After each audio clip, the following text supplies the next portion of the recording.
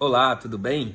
Sejam bem-vindos a mais um módulo do nosso treinamento e vamos falar agora um pouco sobre as atividades desenvolvidas pelo profissional na área de RLV. Pelo piloto de RLV, pelo trainee de RLV. Quando eu falo profissional da área de RLV, porque eu consigo englobar então todas as funções, né? Nós já falamos um pouco sobre a equipe. A equipe de RLV, ela é composta ali, né, uma equipe mínima, de acordo com o INCA. O que é o INCA? Aí eu vou relembrando tudo aqui. INCA é uma sigla para International Marine Contractor Association. É uma associação em que nós temos ali as boas práticas para treinamentos, competência, segurança. Então é um guideline, vamos dizer assim, né? São guias que nós seguimos de boas práticas no mercado offshore marítimo. Então, de acordo com o INCA, no que tange a ROVs, uma equipe mínima de ROV para que tenha um trabalho seguro operacionalmente, seguro para as pessoas também, é uma equipe mínima de um supervisor e 2 pilotos, 3 integrantes.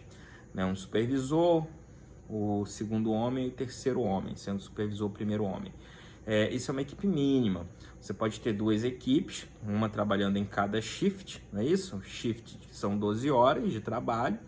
E você pode ter também o superintendente, por isso que a gente fala equipe mínima, porque também pode haver a figura do superintendente compondo a equipe. Quando que tem superintendente? Quando nós temos contratos de 24 horas, 2 ROVs, uma demanda maior, onde se necessita de um gestor a bordo, um gestor offshore, que é a figura do superintendente. O que o superintendente faz?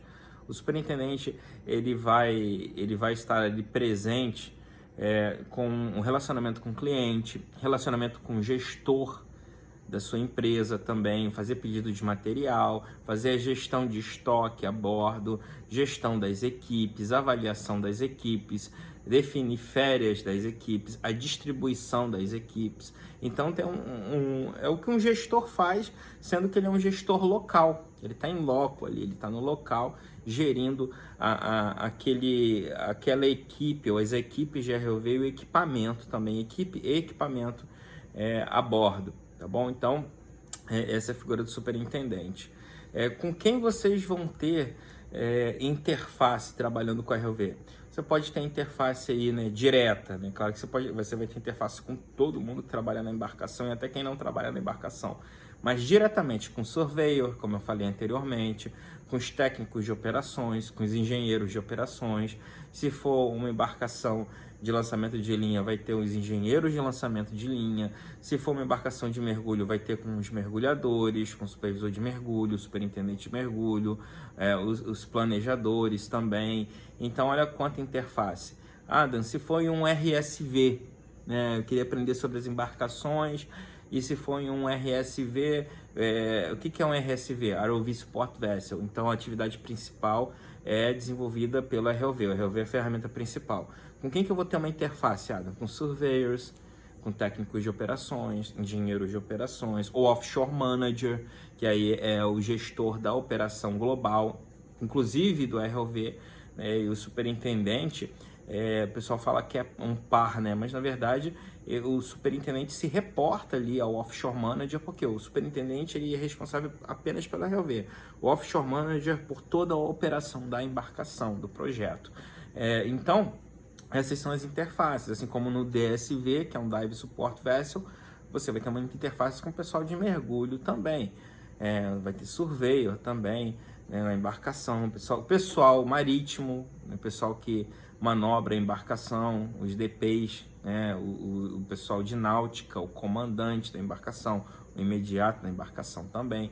Nas plataformas, muito com técnico de segurança, uma interface com o pessoal de DP também, né, o pessoal da ponte, com OIM, depende do superintendente da plataforma. Então tem essas nuances, essas diferenças. Então, por que eu estou contando tudo isso? Porque eu estou falando da equipe e qual é a atividade dessa equipe, né? Então agora nós entendemos quem é a equipe de ROV. Eu posso ser um trainee, eu posso ser um piloto, eu posso ser um supervisor, um superintendente. E quais são as atividades que são inerentes aí desse segmento, né, do segmento profissional de ROV. Então, eu falei sobre a questão de navegação, né, e a navegação tem a ver com pilotagem. Então, nosso dia a dia também é pilotar o ROV, é fazer as manobras, é fazer as operações com o ROV. E a questão de pilotagem, ela não é algo que você chega sabendo. Então, você, quando iniciar a carreira de ROV como profissional, eu já expliquei que você começa como trainee, exatamente, que é um funcionário em treinamento, para ele poder o quê? Adquirir esse conhecimento. Ele está sendo treinado. Qual a diferença de trainee para um estagiário? Já expliquei também. O estagiário ele não tem vínculo empregatício, embora muitos confundam. Ele está ali por uma questão de legislação. Ele pode ou não ser efetivado. A empresa não é obrigada a efetivar um estagiário. Já o trainee, ele foi contratado como um funcionário em treinamento para ocupar um cargo que necessita de treinamento prévio, que o profissional não sai pronto da academia para desempenhar. O ROV é um exemplo. Você não sai da escola, ainda que existisse engenharia de ROV, engenharia com foco em ROV, sei lá, técnico de ROV, numa formação técnica de quadro, você não vai sair pronto piloto de ROV. Você só tem como ficar pronto, independente do melhor treinamento que você fizer, do melhor curso, né? Você fizer esses cursos que tem fora do Brasil, que inclusive alguns você embarca, você faz algumas poucas pilotagens, e isso ainda custa caro, você não vai sair pronto um piloto de ROV. Você continua sendo um trainee, necessitando de treinamento para se desenvolver. Então, assim, você só vai conseguir se formar um piloto de ROV quando você terminar o seu treinamento de campo, vendo a ROV quebrar, consertando, vendo as falhas, pilotando, vendo os outros pilotar, porque a gente pensa assim, só vou aprender fazendo. Não, você aprende muito observando os outros fazerem, realizarem, as pessoas mais experientes, os profissionais mais experientes, o seu supervisor, escutando os conselhos, treinando, faz treinamentos a bordo mesmo, o supervisor geralmente passa umas tarefas, já faz parte do treinamento. Então, faz parte do dia a dia do trainee, o que é ser treinado, ele ajuda na equipe, ele desenvolve tarefas e vai evoluindo a cada embarque, vai evoluindo até se tornar um piloto. Quanto tempo, muitas perguntas a respeito disso, quanto tempo, Adam, leva de um trainee para piloto? Isso tem variações, isso aí é relativo. Por que relativo? Porque depende do seu desempenho e depende da necessidade da empresa. Então, você pode ter, eu conheço trainees que foram promovidos a pilotos com 3 meses, com 6 meses. Eu fui promovido com 9 meses. Eu já fui gestor de empresa que estava num período difícil em que foram mais de um ano e meio para promover. Então, assim, por quê? Demanda, condição financeira da empresa, isso é a verdade. Ninguém fala sobre isso, mas senão fica assim, a condição financeira da empresa se a empresa vai ter o budget, que é o orçamento, para poder enquadrar aquele grupo de trainees, que quando contrata só um trainee, né? Dificilmente apenas um trainee. Então, um programa trainee, então você tem um grupo ali, então você tem que ver quando que aquele impacto vai chegar na empresa de transformar o salário de trainee para piloto. Ainda mais se a empresa não teve um planejamento, se ela perdeu o contrato, tem muitas variáveis. Então, não tem receita de bolo, tem uma média. A média aí são 6 meses a 1 ano. Média de 6 meses a 1 ano. Menor que isso não é muito comum, eu nem aconselho, algumas empresas praticam para não perder o profissional com medo, mas o profissional com menos de 6 meses, ele não está pronto ainda, independente de quão bom ele seja, para desempenhar. Claro que em 3 embarques, o trainee ele já faz algumas tarefas, mas ainda não é um piloto. Eu sou bem adepto aí acima dos 6 meses, entre 6 meses a 1 ano, começa a ficar interessante o desempenho, a média de desempenho de um trainee. Então, esclarecendo essa pergunta aí também, sobre o tempo intertício para promoção de trainee para um piloto júnior, por exemplo. Lembrando que as empresas podem chamar de piloto júnior, piloto A, piloto 1, piloto 3, às vezes é o inverso. Então, isso aí muda, mas sempre com o mesmo conceito. Então, pilotagem faz parte do dia a dia. E pilotagem, como eu falei, você adquire essa habilidade. E a habilidade se adquire a excelência com a prática. Então, você vai praticar bastante. E quanto mais você praticar, mais você fizer, melhor você vai ficando, né? Tem algumas pessoas que já têm um dom, essa é a verdade. o dom para pilotagem, pegam mais rápido, os outros não, mas isso aí é de cada um. Mas faz parte do dia a dia, todos desempenham ali as funções de pilotagem, as funções de manutenção também. Agora, para pilotagem, importante assim, comportamento para pilotagem é ter calma, sangue frio, prestar muita atenção no ambiente, ficar atento aos detalhes. Hoje em dia, com o advento, a gente está falando agora na modernidade, eu estou gravando esse vídeo agora em 2024. Então, uma coisa que me preocupa é ver as pessoas com o celular na sala de controle ou no control van. Isso é preocupante, porque o pessoal fica ativando redes sociais ou aplicativos de mensagem instantânea e conversando na hora da pilotagem, às vezes escondido do supervisor, quando o supervisor sai para ir ao banheiro ou para ir para uma reunião. Isso é muito comum, eu tenho observado, né, as pessoas usando o celular até escondido. Alguns sistemas proíbem, mas ninguém revista ninguém, não existe isso. Então, é bem chato, tá? Essa questão de celular, ainda mais quando você está na operação. O ideal é não utilizar quando estiver na sala de controle, ou quando você estiver não só na função de piloto, de copiloto também. Tá precisando resolver alguma coisa, essa é a verdade, né? Eu participo, já fui gestor, mas também participo hoje do dia a dia com operações. E então, assim, a verdade é que todo mundo tem a necessidade de se comunicar, é necessário, longe da família. Então, na hora que for ao banheiro, na hora que for beber uma água, pega um tempinho a mais, uns 5 minutos, 10 minutos, conversa com a pessoa. Isso é super compreensível, isso acontece, mas não faça quando tentando ganhar tempo ou obter algum tipo de vantagem. Assim, enquanto eu estou aqui na operação, vou responder essa mensagem rapidinho. Não faça isso. Já existem acidentes comprovados após investigação por causa de questões de redes sociais, tá? Então, calma, atenção, foco, isso é o que é necessário. Essa base, se você tem essa base, com certeza vai dar muito certo o aprendizado. Então, assim, calma, sangue frio. A questão da pilotagem se assemelha muito, a semelhança é muito grande com a questão de dirigir um veículo, né? No início você fica, isso aconteceu comigo, tá? Você fica muito preocupado, né, e disperso, porque são muitos comandos, muitos monitores, comandos simultâneos, e isso deixa a gente preocupado. Mas é assim quando a gente começa a dirigir também, né? A questão de olhar para o retrovisor, dar seta, ajustar a questão de segurança, cinto de segurança, altura do banco, olhar para o retrovisor, ficar atento, passar a marcha, né? Na minha época eu aprendi sempre com o manual, e aí era ruim, questão de passar a marcha, embreagem. E aí eu pensava assim, gente, é muita coisa, eu não vou conseguir. Mas com o tempo, você dirige sem pensar no ato de dirigir, não é isso? Você pode dirigir conversando, muitos aí começam a ficar desatentos falando ao celular, utilizando o celular para enviar mensagem. Por quê? Porque você já dirige sem pensar no ato de dirigir. Com o tempo, você vai também ter essa proeficiência com o ROV. Você vai pilotar sem pensar no ato de navegar, de pilotar, e vai ter o foco na operação. Mas isso leva o tempo, isso é o tempo de conforto, né? De você se sentir confortável. Um ponto interessante é que quando você está aprendendo, né, a dirigir, você geralmente dá um comando de cada vez. Dirigir também, né? Um comando de cada vez. E quando você pilota o RV também, um comando para um lado, para o outro.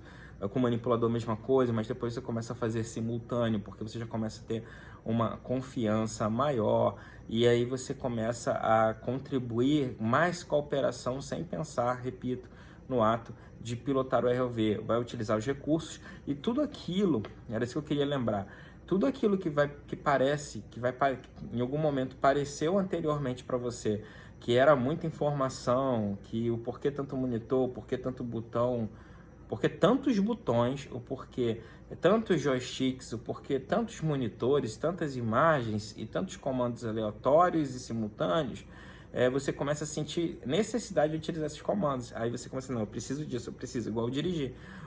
A questão de frear é uma necessidade, a embreagem é uma necessidade, dar a seta se torna uma necessidade, ligar o farol se torna uma necessidade, ajustar o retrovisor já começa a ser uma necessidade, porque você já está tão familiarizado com o ato de dirigir que tudo aquilo se torna recurso para facilitar, então recursos facilitadores para a demanda de dirigir. Então, mesma coisa, tá? O ROV se assemelha ao ser humano, concorda? E como eu sempre explico isso, né? A semelhança do ROV com o ser humano e a semelhança das operações de pilotar ROV com a de dirigir. Pode dirigir, sempre associem isso, tá? Quer aprender bem ROV? Sigam essa dica. ROV, projeção humana, imita o ser humano. Operações com ROV, pilotagem, navegação, muito semelhante ao ato de dirigir. Então a gente começa a entender muito bem sobre isso. Então pilotagem faz parte do dia a dia, mas para pilotar não é só você chegar lá e intuitivamente sair pilotando. Você tem que ter todo um cuidado anterior, tem que coletar as informações, as condições de mar, como que está o vento, como que está o swell, como que está a correnteza, qual a profundidade da locação. Isso é importantíssimo, sabia? Como é que você vai lançar o ROV? Vai lançar o ROV na água e começar com guincho, desenrolar cabo, sem saber qual a profundidade. Você tem que parar antes de chegar lá no fundo, né? Senão você vai ter uma colisão do ROV e do TMS, se for o caso. Se o sistema tiver TMS, ou se não tiver TMS, for free swim do ROV só, mas lá no fundo. E isso vai ser um transtorno muito grande por causa do cabo armado, né? E do próprio ROV em si. Então, você tem que saber, porque aqui tem 1.500 metros, beleza. Então, antes dos 1.500, quando chegar em 1.400, eu vou ficar atento e aguardar o que? O altímetro começar a varrer. O que é o altímetro? Né? Eu pego ali a distância até o leito marinho, né? Interessante. Agora, olha como é que ficou interessante essa informação, em detrimento do profundímetro, porque o altímetro já vai pegar realmente o leito. E aí, quando ele começar a mapear o leito em torno de 30 metros, dependendo do modelo mais comum, são 30 metros. Você, opa, chegou, 1.470, vai devagarinho, opa, vou parar a 20 metros de altura, ou seja, de altitude. Por que eu paro com uma altitude maior? Porque o swell da embarcação, né, ali o movimento, vai ter esse percurso, esse módulo. Então, você não quer que o TMS fique colidindo. Então, se você tiver um TMS, seja de top hatch ou gaiola, você vai desacoplar, né, com uma altura considerável para essa excursão não ter nenhum tipo de colisão devido a essa excursão do seu TMS, seja ele top hatch ou seja ele gaiola. Agora, se for um free swimming, beleza, eu vou descer até começar a mapear ali com altímetro e com sonar. Quando começa a se aproximar, pessoal, da profundidade de trabalho, você tem o altímetro como aliado e o sonar também, porque o sonar não está varrendo, então ele começa a mudar a coloração da varredura, porque ele começa a pegar o leito marinho. Olha que interessante. Então você começa, para isso, o copiloto ele é muito necessário, ele é importantíssimo para ajudar o piloto. O piloto está ali monitorando, o copiloto também está ali, sonar, poxa, estamos a 1.300. O operador do guincho, olha que interessante agora, por que uma equipe mínima são 3? Tem um no guincho, não tem? Tá lançando o ROV, tá lá pagando o cabo, tem um piloto e um copiloto, 3, o mínimo, tá vendo o mínimo? E aí o operador do guincho também é importante, ele tá lá com a fonia todo o tempo falando com o piloto, né? Seja quem estiver na cadeira de piloto, lembrando que no ROV não é igual ao avião, né? Tem piloto e copiloto, eu sou apenas piloto, você agora é copiloto, não. Lá é um rodízio. Quem estiver sentado na cadeira de piloto é o piloto, pode ser o supervisor está pilotando, ele é o piloto. Né? O copiloto é quem está ajudando o piloto. Né? Então, geralmente, o piloto não é uma configuração comum, piloto à direita, copiloto à esquerda, e aí segue dessa maneira. Então, quem pode estar no guincho? Qualquer integrante da equipe, pode ser o supervisor, pode ser o piloto mais antigo, o piloto mais moderno, que vai estar operando o guincho, é um integrante da equipe. Quem vai estar como piloto? Qualquer um da equipe, que o supervisor definir que seja. Quem vai estar como copiloto? A mesma coisa. Então, a pilotagem do ROV, ela tem essa distribuição. Geralmente você não fica o tempo todo pilotando, não é comum. Tem um revezamento devido ao cansaço, né? A fadiga é uma operação repetitiva muitas vezes. Então, a gente normalmente fazemos um rodízio do piloto e do copiloto ali, fica, né, ainda mais, geralmente nas horas das refeições, é o que nós utilizamos como intervalo, né, e um marco para poder fazer a troca, tá bom? Então, a concentração, como eu falei, o sangue frio, a calma, a atenção aos detalhes e o foco é o mais importante. Não se preocupe, você não tem que saber, entrar sabendo, iniciar sua carreira sabendo pilotar. Ninguém espera isso de você. Espera muita atenção e vontade de aprender. Existe muita ilusão. Eu tenho que fazer simulador. Eu lembro que quando eu ministrava treinamentos em instituições que tinham simulador, óbvio que é o interesse da venda do curso, o simulador ajuda bastante, de fato ajuda, mas não é isso que vai te tornar um piloto, não é isso. Você não vai, porque você fez ali uma semana de simulador, que você vai chegar pronto como piloto. Você vai chegar assim com conhecimento bem melhor, você vai já ver a operação do braço, né? Mas isso você vai aprender no campo, tá? Claro que sempre eu sou um grande defensor do conhecimento. Existem os haters dos treinamentos de ROV, né? Que falam, não precisa, é até pior. Eu lembro que já escutei isso em uma palestra. E aí eu falo assim, como assim é até pior, né? Porque eu aprendi, né? A minha família me ensinou que conhecimento nunca é em vão, que podem te tirar tudo menos o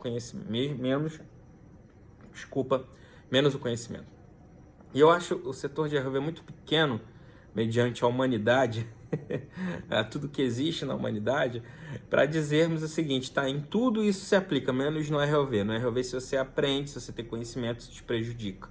Não prejudica.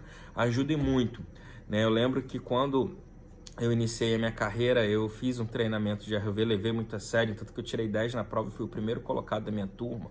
E eu cheguei com muito conhecimento teórico, mas cheguei. Não tinha simulador, não tinha aula prática, nada. Totalmente teórico, um curso que só tinha slides, somente slides em PowerPoint. Mas eu estudei bastante. E quando eu cheguei a bordo, eu desempenhei uma boa chegada, porque eu sabia o que era um transponder, o que era o responder, transponder, sonar. Eu conseguia saber qual era a câmera CIT, color, eu sabia onde estava a PDU, o que tinha dentro de uma PDU, qual era a função de uma PDU, onde que tinha uma HVTU, quais eram os manipuladores, que tipo de manipulador era, que existia uma TCU e qual a função da TCU, o que tinha dentro de uma TCU, o que tinha dentro dos manifolds hidráulicos, o que tinha dentro da garrafa eletrônica, como que era dentro de um cabo armado e do tether, qual a diferença entre os dois. Então, olha quanta coisa. Eu soube identificar que um era TMS, o outro era gaiola. Né? TMS, quando eu digo TMS, é porque a gente tem essa mania feia de chamar somente top hat TMS e gaiola, mas os dois são TMS. Então, olhei lá, esse aqui é top hat, esse aqui é gaiola. Aí o pessoal preferia usar o de gaiola. Então, eu consegui identificar a potência, a diferença das bombas, o que era uma HPU, onde estava a HPU, onde era o sistema hidráulico principal, onde era o sistema hidráulico auxiliar. Olha quanta coisa. Enquanto outros trainees que foram contratados sem treinamento, que também teve isso, foram 32 trainees, 16 do treinamento e 16 da indústria, mas sem conhecimento em ROV. Eles ficaram totalmente perdidos, tinham sua vantagem, porque tinham experiência na indústria, então sabiam desempenhar funções de manutenção, né, que tem também comum também, como trabalhar num torno, né, eram pessoas que já estavam no mercado.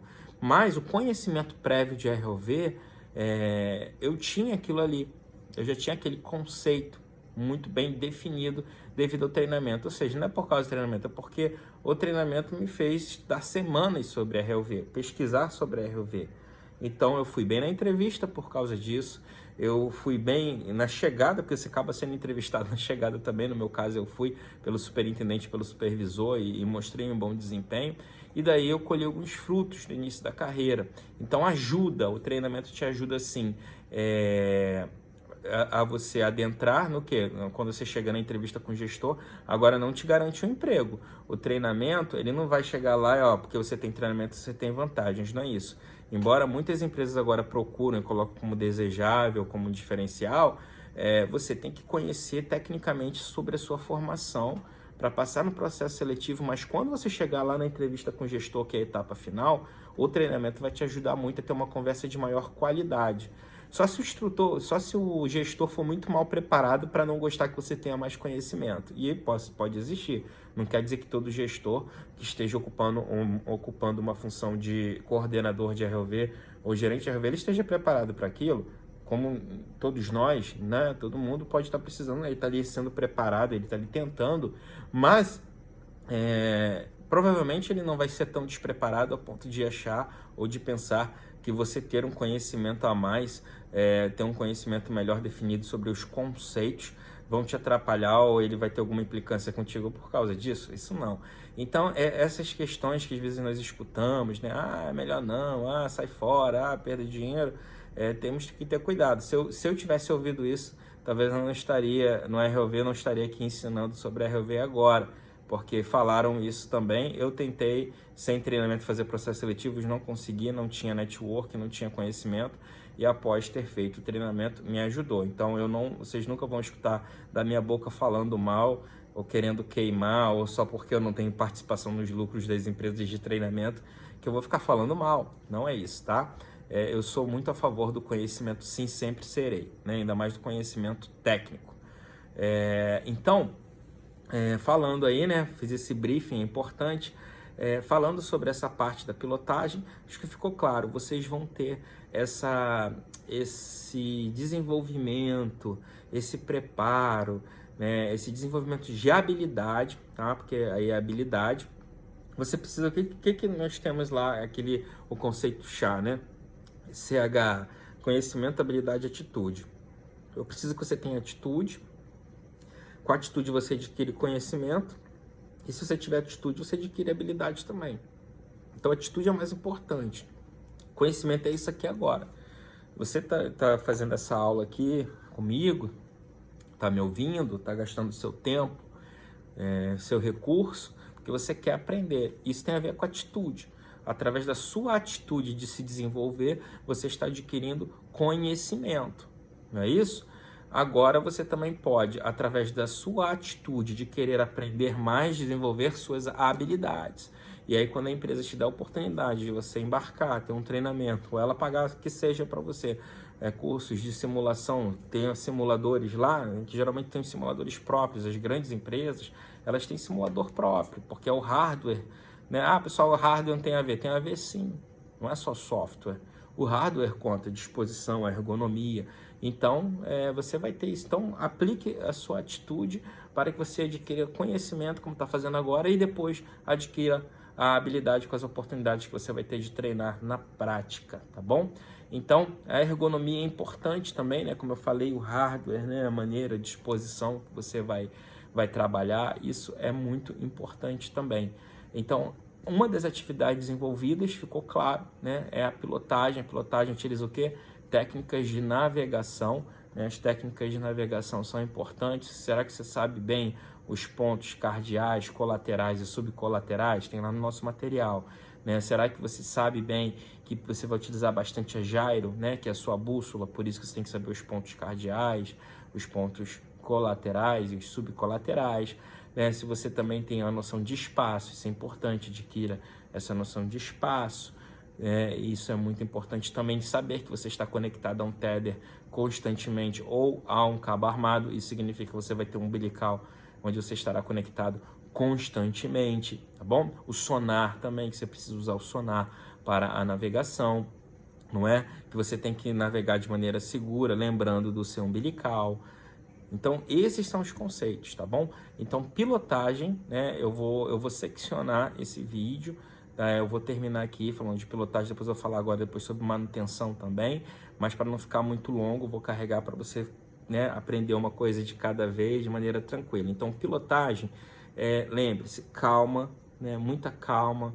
Eu tive muita dificuldade porque eu não fui menino do videogame, vim de uma família muito pobre, nem videogame eu tive, então eu nunca joguei, não tinha habilidade com joystick. Até hoje eu tenho essa dificuldade, sinceramente falando, mas é a persistência, né? Muitas pessoas chegam lá, têm altíssima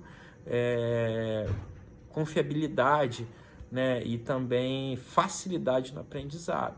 Então, assim, se você não tiver essa facilidade, insista, que você vai conseguir com certeza, né, na insistência ali, na prática, você vai trazer a excelência, tá bom? Então, pilotagem é uma atividade desenvolvida, você também precisa coletar informações, como eu falei, das condições ambientais antes de mergulhar o ROV, e o ROV tem que estar preparado para mergulhar, ele tem que estar operacional, tem que estar tudo em perfeito estado para que você consiga realizar as operações, tá bom? Espero você agora, não no próximo módulo, eu ainda continuo no próximo aí falando mais sobre atividades desenvolvidas dos profissionais de ROV, tá bom? Um abraço.